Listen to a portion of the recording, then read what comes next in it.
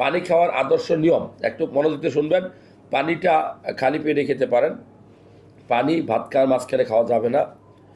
পানি খুব জোরে খাওয়া যাবে না, আস্তে ধীরে মানে খাইতে হবে, স্টেডি। হ্যাঁ, খুব আরামসে পানি খাবেন। পানি কখনো 200 ml বেশি একসাথে খাবেন না।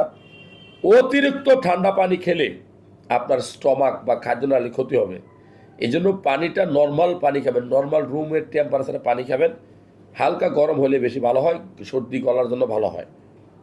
সো পানি কখন খাবেন? যখন আপনার পানি পিপাসা পাইব, ঠিক কতটুকু পানি খাবেন, যতটুকু পানি খেলে পিপাসা মিটে।